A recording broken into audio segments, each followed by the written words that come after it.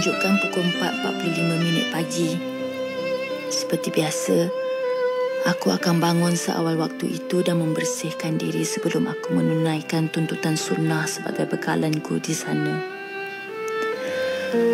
Ketika usiaku masih muda remaja, aku jarang dapat memanfaatkan masa untuk mengerjakan ibadah sebaik mungkin.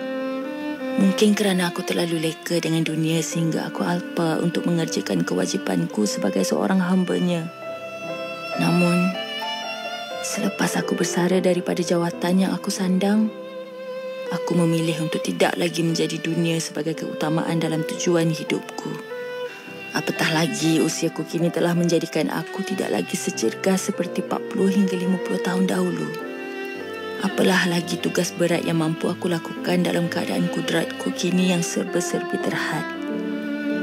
Maka, aku memilih untuk berehat sambil melakukan amal ibadat yang dahulunya aku beralasankan sebagai tidak sempat ketika kudratku masih sedang kuat.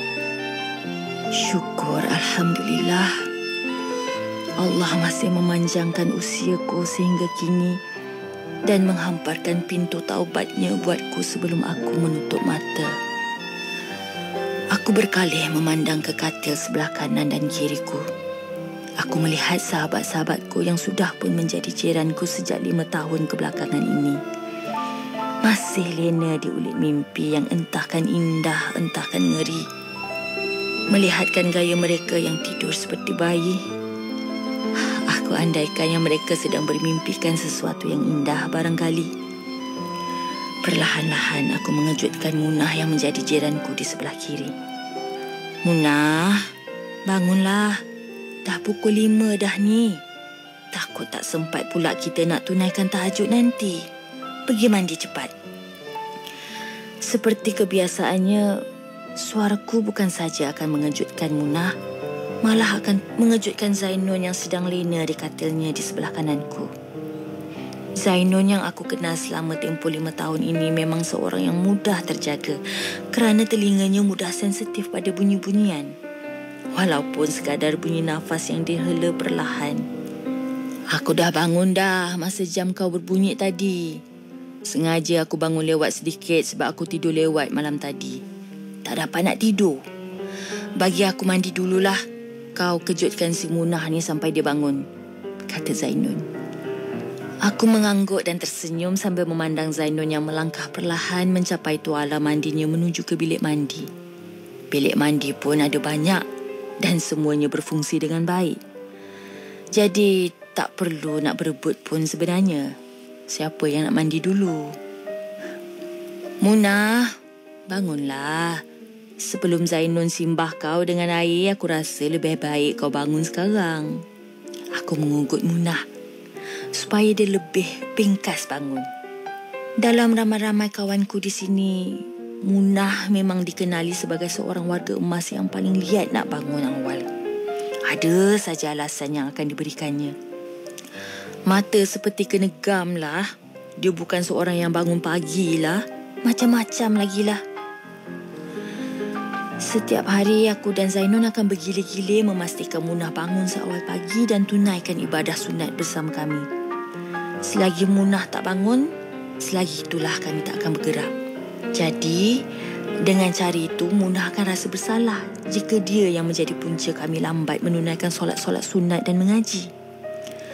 Kalau pada peringkat awal dahulu, Zainun akan mengejutkan Munah dengan cara yang agak kasar kerana suara Zainun agak lantang berbanding yang lainnya.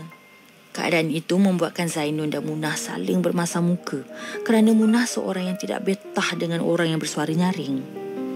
Lama juga aku nak mencari rentak untuk meleraikan segala ketegangan yang timbul di antara mereka. Pantang ada yang tak kena sikit, mulalah mereka saling bertegang urat. Entah macam mana, ada suatu hari tu si Zainun terlupa untuk membeli ubat gigi yang baru. Zainun ni agak pembersih orangnya. Sehari sampai 4 kali dia akan memberus giginya. Apabila ubat giginya habis pada waktu itu, dia jadi gelisah. Munah lah yang memberikan ubat giginya kepada Zainun dan dari situlah persahabatan mereka mula terjalin. Kami bertiga bersahabat baik sehingga kini dan saling mengejutkan dari tidur antara satu sama lain. Kamilah 3 serangkai, Munah, Zainun dan Siti. Perjalanan ini terasa sangat menyedihkan. Sayang engkau tak duduk di sampingku kawan. Banyak cerita yang mestinya kau saksikan di tanah kering bebatuan. Oh, oh, oh, oh,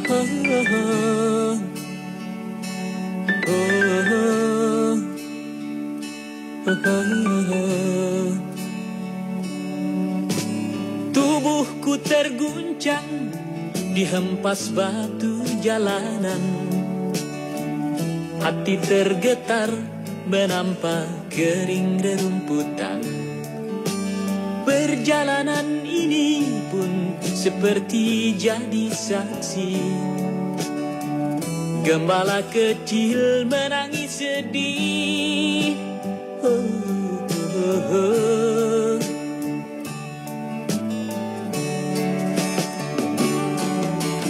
Kawan coba dengar apa jawabnya ketika aku tanya mengapa.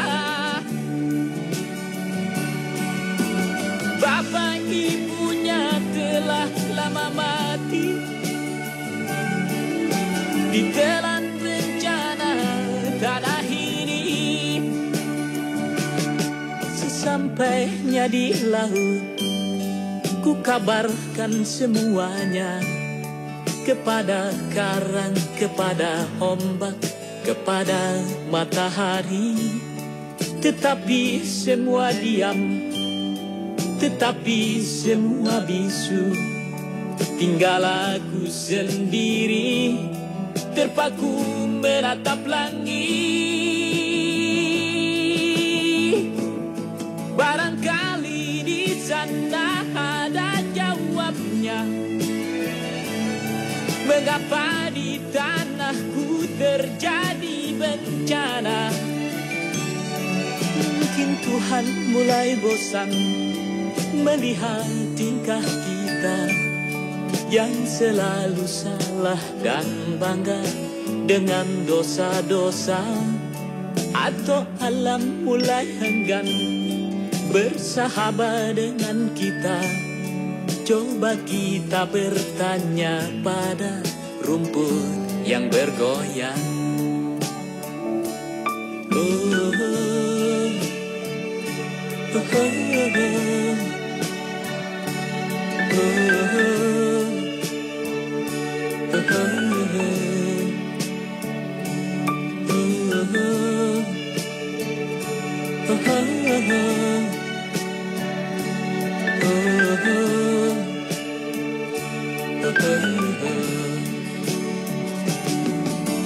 Kawan coba dengar apa jawabnya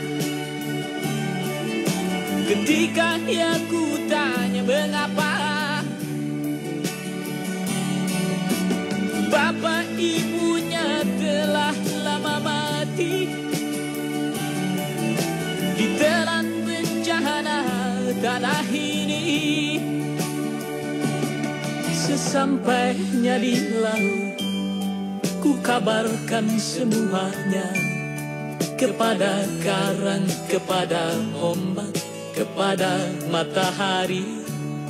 Tetapi semua diam, tetapi semua bisu.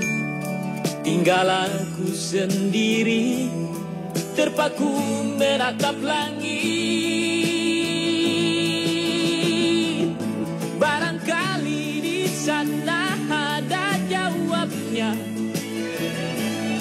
Mengapa di tanahku terjadi bencana? Mungkin Tuhan mulai bosan melihat tingkah kita yang selalu salah dan bangga dengan dosa-dosa. Atau alam mulai enggan bersahabat dengan kita. Coba kita bertanya pada rumput yang bergoyang. Oh, oh, oh. Oh, oh, oh.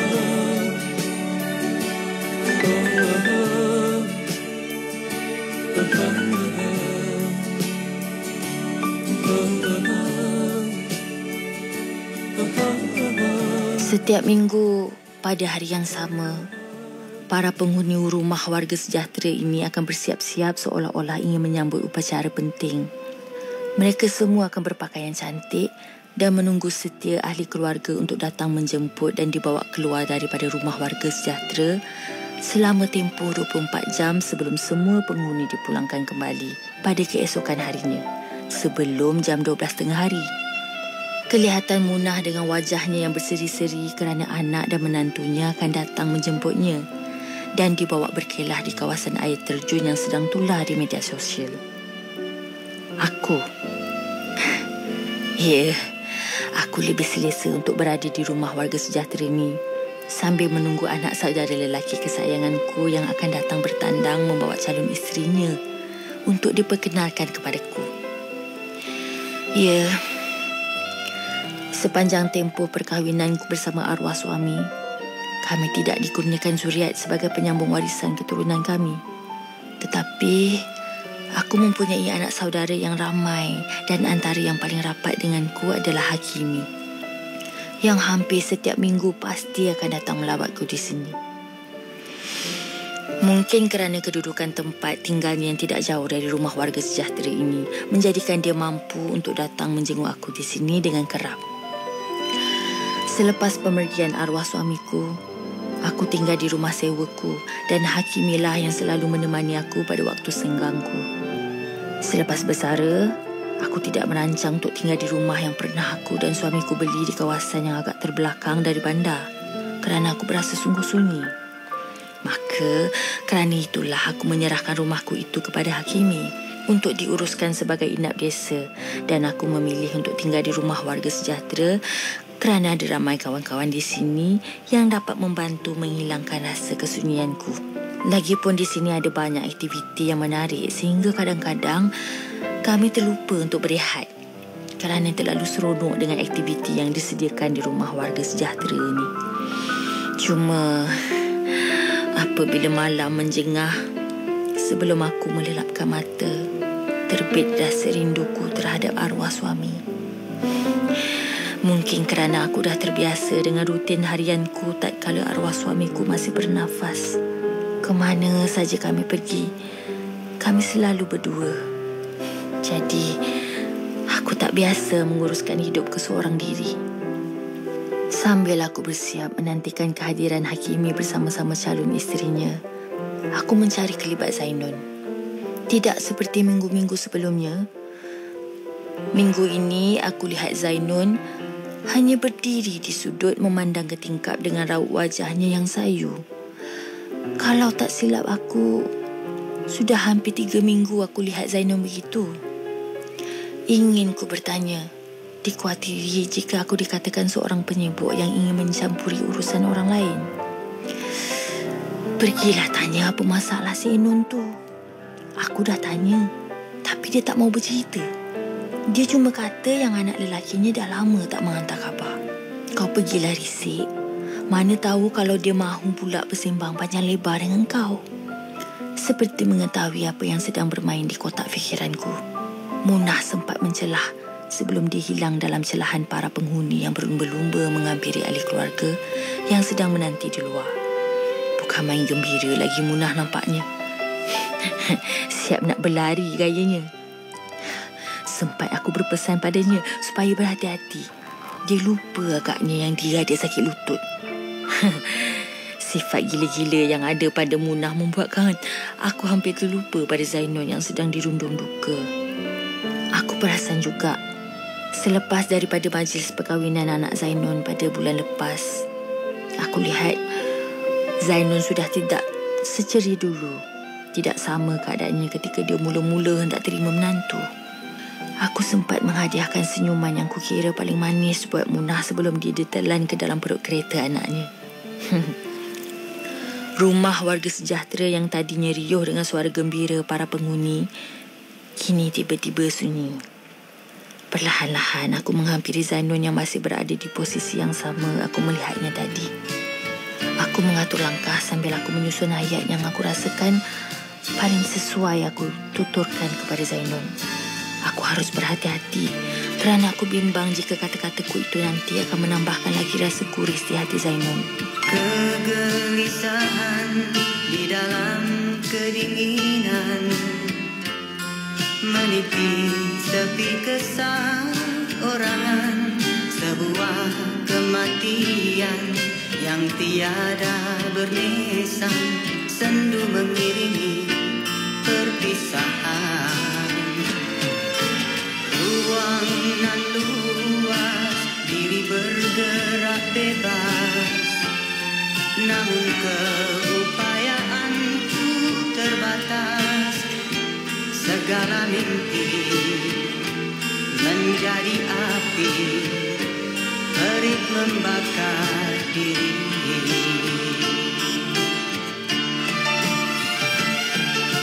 Sebuah cinta dan harapan menjadi debu berterbangan, tersekat napasku, kabur pandangan mataku, amat tersiksa diriku kerana kehilanganmu. Oh, mengapakah terus mengharap menanti, walau cukup ku sedari kau takkan kembali.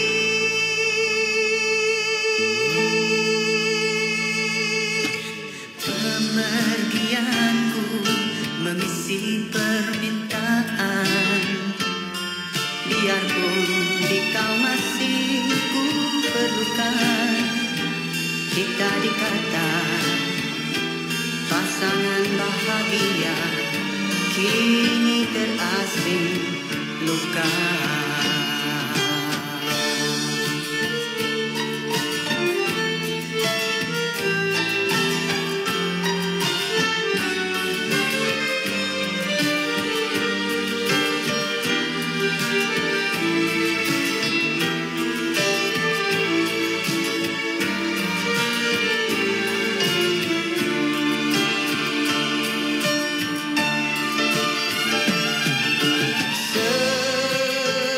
Sebuah cinta dan harapan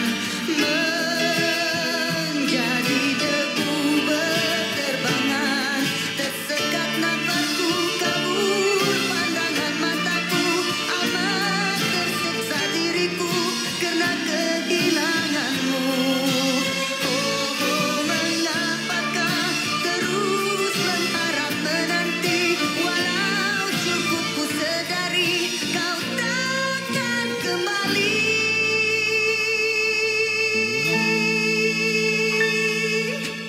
Pemergianku mengisi permintaan, biarpun di kau masih ku perlukan. Kita dikatakan pasangan bahagia, kini terasing luka.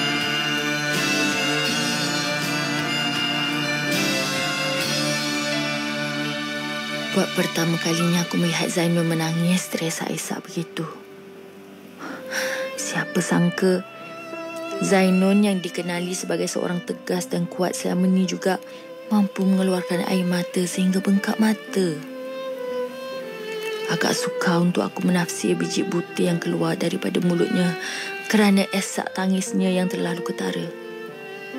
Tetapi ada juga sepatah dua kata yang dapat aku tangkap, iaitu rasa kecewanya terhadap anak lelaki tunggalnya yang tidak lagi mengambil kisah tentang Zainun setelah anaknya itu mendirikan rumah tangga bersama gadis pilihan.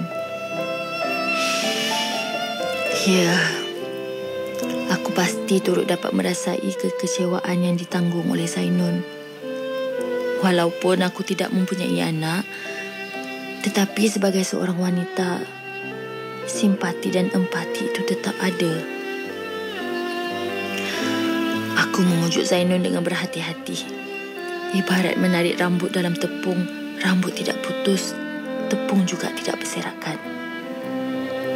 Aku pasti anak Zainun pasti mempunyai sebabnya tersendiri atas perbuatannya itu. Aku meminta Zainun menunggu kedatangan anaknya tu dan dapatkan penjelasan daripadanya nanti berbanding jika Zainun berterusan menghubungi anaknya, kerana tindakan itu hanya akan menambahkan lagi jurang perbalahan di antara mereka anak beranak.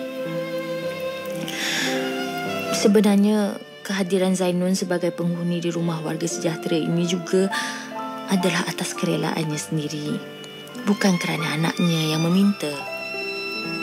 Jadi, aku pasti anaknya itu tidak berhasrat untuk menjadi seorang anak yang tidak mengenang jasa. Memandangkan sebelum ini juga, anaknya itu tidak pernah culas dalam menunaikan tanggungjawabnya sebagai seorang anak. Mendengarkan kata-kataku itu, barulah Zainun terlihat sedikit lega. Zainun sempat berkata, "Aku minta maaf Siti. Aku terlebih emosi pula hari ini. Mungkin aku jarang berenggang dengan satu-satunya anak aku tu. Jadi aku berasa agak janggal dan susah untuk sesuaikan diri. Aku lupa yang dia juga sudah memulakan kehidupan berkeluarganya sendiri. Aku lupa yang kini aku dah berkongsi kasih." Aku tersentak sejenak mendengarkan kata-kata Zainun itu. Benar. Kita selalu merasakan bahawa kita adalah pemilik mutlak pada sesuatu atau pada seseorang kerana kita benci pada kehilangan. Perkataan kehilangan itu kita anggapkan sebagai musuh yang tak berkesudahan, sehingga kita menutup peluang hakikat yang kemungkinan kehilangan itu juga boleh menjadi kawan. Aku juga begitu. Semua makhluk biasa juga begitu. Tiba-tiba aku terdengar bunyi hon kereta dan aku menoleh. Anak saudaraku sudah pun sampai. Lantas aku terfikir untuk mengajak Zainun singgah ke rumah kampungku yang kini sudah pun menjadi inap desa. Memandangkan hari ini tidak ada tetamu yang mendaftar masuk, aku fikir mungkin aku dan Zainun boleh menginap di situ untuk semalaman, supaya Zainun boleh melapangkan rasa sesak yang menyerang fikirannya. Zainun terus bersetuju tanpa banyak bicara apabila aku memberikan cadangan. Lantas dengan pantas dia bersiap dan mencapai apa yang ada untuk dia bawa bersama. Teruja betul nampaknya dia sambil sesekali dia menyeka air mata yang masih bersisa. Sementara aku menunggu Zainun untuk bersiap, aku menghampiri anak saudaraku, Hakimi, dan berkenalan dengan calon isterinya. Cantik manis orangnya, penuh sopan tutur dan kata. Tetapi terlalu awal untuk aku menduga. Aku mengambil langkah untuk mengikut arus dan berbual dengan si gadis itu sambil mengorek sesuatu atau apa saja yang perlu aku tahu.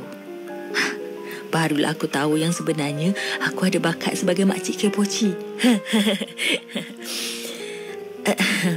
Tidaklah sampai aku timbulkan rasa tidak selesa di antara aku, Hakimi dan gadis pujaannya. Cukuplah separasnya yang perlu aku tahu. Kami bersiap untuk pergi. Selepas melihat Zainun sudah pun bersedia dan menghampiri kami dengan senyuman yang terukir menggantikan muncung mulutnya sedari pagi tadi. Aku sempat memandang keadaan sekeliling rumah warga sejahtera. Rumah ini pasti akan sunyi sehingga tengah hari esok. Ramai yang menyangka bahawa warga emas seperti kami yang tinggal di rumah jagaan akan berasa terseksa kerana diabaikan. Tidak, tak betul tu. Sebenarnya terlalu banyak aktiviti yang kami perlu lakukan sehingga kan kami tak sempat nak berasa terseksa. Ada waktunya kami melakukan ibadah, ada masanya kami akan beriadah, ada saatnya kami mendengar ceramah, ada ketikanya kami melakukan perkara-perkara yang mudah sehingga lelah. Pendek kata, setiap masa kami tu akan diisi dengan aktiviti yang tidak akan memudaratkan diri. Di sini kami bukan lagi orang asing. Di sini kami bukanlah individu yang saling memencilkan diri. Di sini kami yang telah bergelar warga emas ni berkumpul umpama family yang besar. menjaga antara satu sama lain, sentiasa ada pada waktu sukar ataupun senang. Tetapi sekali-sekali rasa sunyi itu tetap akan muncul kerana kita bukannya hidup bersama dengan orang yang bukan merupakan ahli keluarga kita sejak azali. Tetapi itu bukanlah alasan untuk memilih hidup yang tidak mendatangkan bahagia. Ketahuilah, dalam hidup kita, semuanya adalah atas pilihan kita sendiri. Berbahagialah dengan cara kita sendiri yang tidak semestinya dengan hanya wang ringgit. Berbahagialah seadanya tanpa memandang pada pangkat dan rupa. Berbahagialah sampai saat kita menutup mata. Dan jangan disimpan sendiri kebahagiaan yang sudah dikecapi. Berbahagialah, berkongsilah. Tiada istilahnya kita hanya seorang diri melainkan mati. Hakikatnya, apa saja yang kita ada di dunia ini bukanlah kepunyaan kita secara mutlak. Berbahagia serba-serbi tak akan menjadikan kita miskin. Berkongsi segala yang kita miliki tak membuatkan kita daif. Bahkan, sifat saling berbahagia dan berkongsi akan melahirkan seorang manusia yang kaya jiwa-jiwanya, yang tidak lekang daripada rasa cukup dan rasa syukur kepada Tuhan yang maha memiliki ke atas setiap penjuru langit dan bumi. Dan percayalah, setiap kejadian itu pasti ada hikmah yang tersembunyi. Dan hanya Allah Subhanahu Wa Taala sahaja yang amat mengetahui segala rahsianya. Wallahu a'lam. Aku yang masih di perjalanan hidup ini,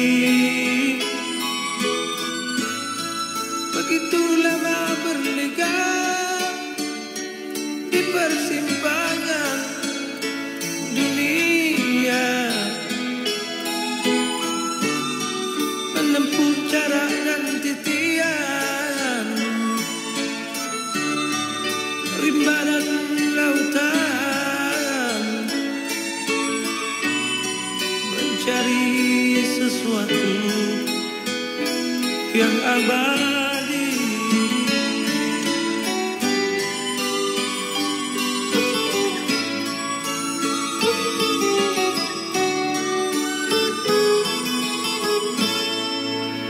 Aku yang masih di perhentian hidup ini,